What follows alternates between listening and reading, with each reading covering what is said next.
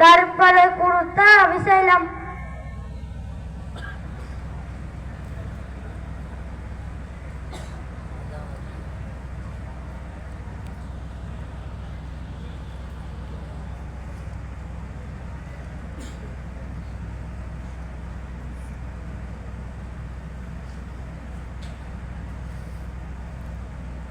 তারপরে লাশ রাখিলাম।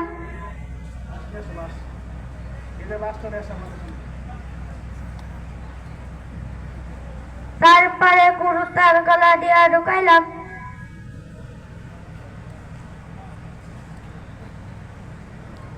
এরপরে ভাঁজ করানোর নিয়ম। কুর্তার প্রথমে বাম পাশ ভাঁজ করিলাম, তারপরে ডান পাশ ভাঁজ করিলাম, তারপরে ইজাত প্রথমে বাম পাশ ভাঁজ করিলাম, তারপরে ডান পাশ ভাঁজ করিলাম, তারপরে চাদর প্রথমে বাম পাশ ভাঁজ করিলাম,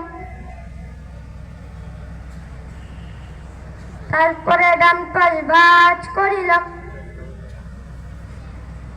মাইয়াতের জন্য 3 ভাঁজ, প্রথমে মাথা,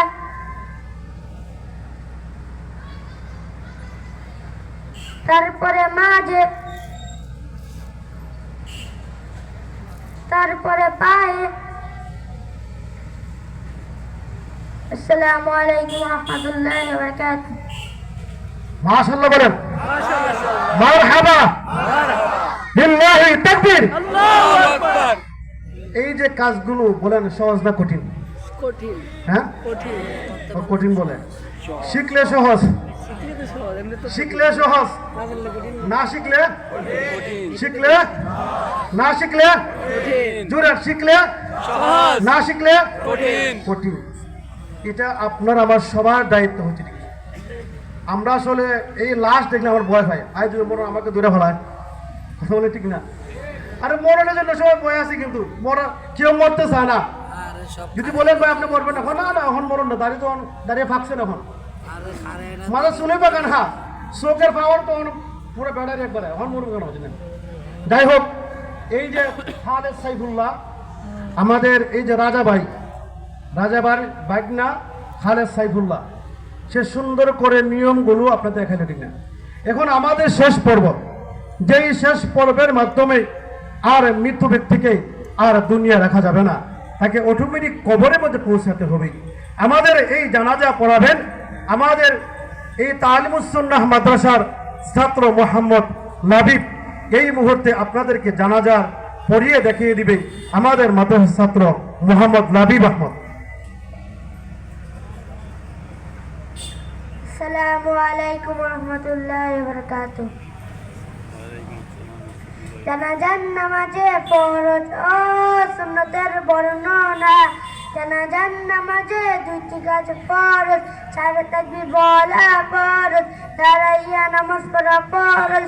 জানাজার নামাজে 3টি কাজ সুন্নাত। প্রথম তাকবীরে সানা পড়া সুন্নাত, দ্বিতীয় তাকবীরে দুরূদ শরীফ পড়া সুন্নাত, তৃতীয় তাকবীরে মাইয়াতের জন্য দোয়া পড়া সুন্নাত। জানাজার নামাজের নিয়ত। নাওয়াইতু আন উদ্দিয়া লিল্লাহি তাআলা 4 তাকবীরাতি সালাতিল জানাজাতি ফরদিল কিফায়াতি আসসানাউ লিল্লাহি তাআলা ওয়াসসালাতু আলান নবী ওয়াদ-দুআউ লিহাযাল মাইয়িত আনা ইমামুল লিমান হাদারা মুতাওয়াজ্জিহান إلى جهة الكعبة الشريفة. الله أكبر. سبحانك اللهم وبحمدك وتبارك اسمك وتعالى جدك وجل ثناؤك ولا إله